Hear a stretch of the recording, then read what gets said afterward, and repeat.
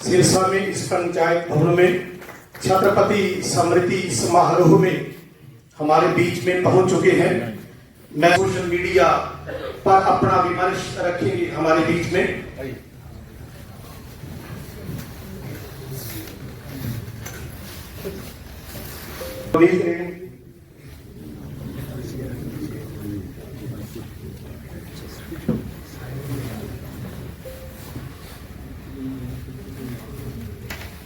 मुख्य अतिथि हमारे कार्यक्रम की अध्यक्षता करेंगे भगवान चावला जी को और संवाद के अध्यक्ष परमानंद शास्त्री जी को, अंशु छत्रपति जी को बैठक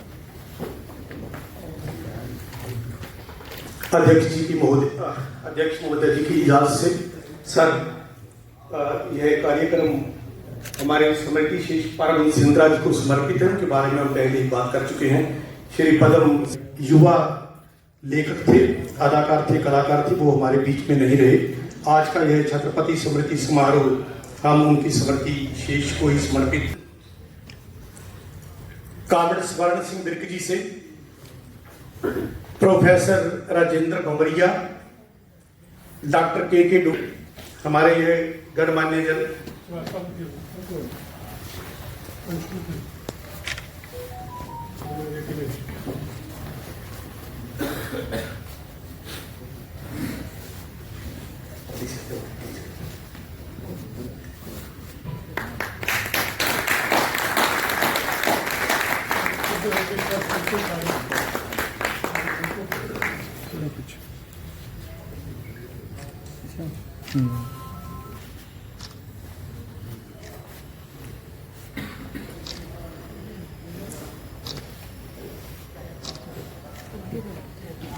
धन्यवाद आप सभी का।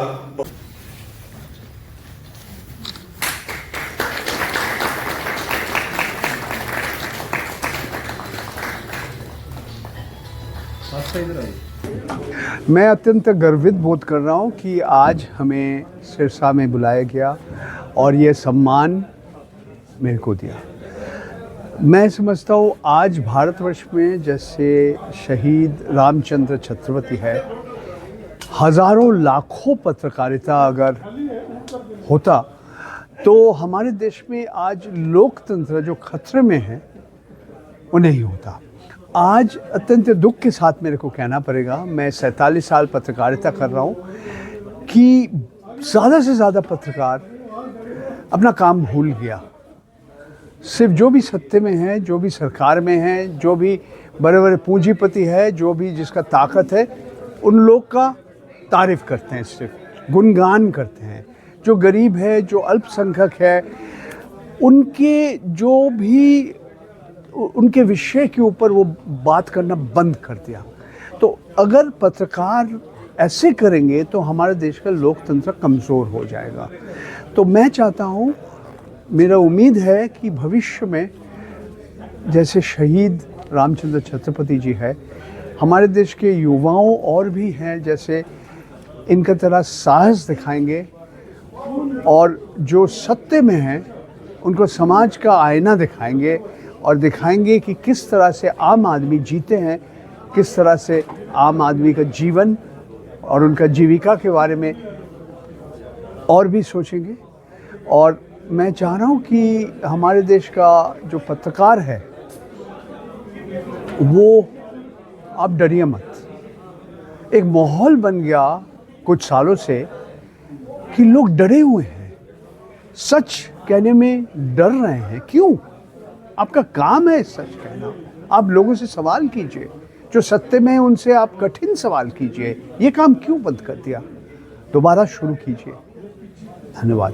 Thank you. एक आपने डॉक्यूमेंट्री की बात की है छत्रपति सर ने, तो क्या अच्छा, मैं देखिए आज अंशुल जी का बात सुन के मेरा लगा कि हाँ, अंग्रेज़ी में किताब आए हैं। मैं चाहता हूँ हिंदी में भी एक ऐसा किताब आना चाहिए और पंजाबी में भी आना चाहिए, और भारतवर्ष का अलग अलग जगह और विश्व का अलग अलग जगह में लोगों को जानकारी देना चाहिए कि इस तरह से ये घटना हुआ और किस तरह से इनका परिवार, इनका बेटा 22 साल से लड़ रहे हैं, और जिसके खिलाफ ये सारे आरोप लगाया किस तरह से वो कारागार से निकल जाते हैं, पैरोल मिलता है, फरलो बनता है, ये मैं समझता हूँ बहुत लोगों के पास पहुँचना चाहिए। सिर्फ भारतवर्ष में नहीं, ये अलग जगह पहुँचना चाहिए। इसीलिए मैं आज आप सबके सामने मैं कह रहा हूँ कि इसके ऊपर एक डॉक्यूमेंट्री फिल्म, एक वित्त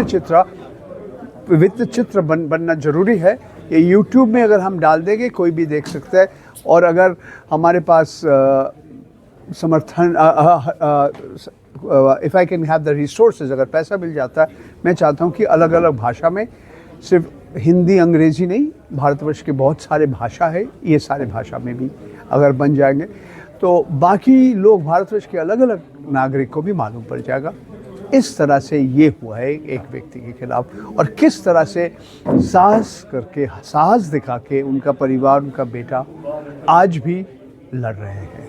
So there is one question for my personal question. जी This is about crony capitalism. हाँ, I strongly feel that globalization has led to crony capitalism. You had been teaching management students, and for that, management studies are such that instead of welfare of society in the large, they're only there for the welfare of their businesses. Okay. ये सवाल का संक्षिप्त में जवाब देना मुश्किल काम है, ये बहुत जटिल सवाल है।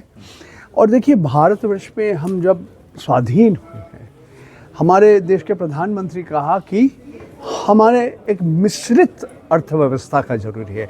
इसमें पूंजीवाद और समाजवाद दोनों के सबसे अच्छा हिस्सा हम लेना चाहते हैं। कुछ दशकों में हमने देखा पूरा अर्थव्यवस्था एक विकृत हो गया, डिस्टोर्टेड हो गया। और 90 के दशक के बाद जब ये आर्थिक उदारीकरण के युग में हम लोग आए, लोग कहेंगे हाँ ये अच्छा है, एक कंपटीशन होगा, एक दूसरे के साथ एक प्रतिद्वंदिता होगा, ये हमारे देश के उपभोग का, आम आदमी के लिए अच्छा है। मगर हम देख रहे हैं आज 40 साल के बाद कि सचमुच क्या ये हुआ? नहीं हुआ। ये पूंजीवाद की जगह क्रोनी पूंजीवाद, जो जहाँ पे लोग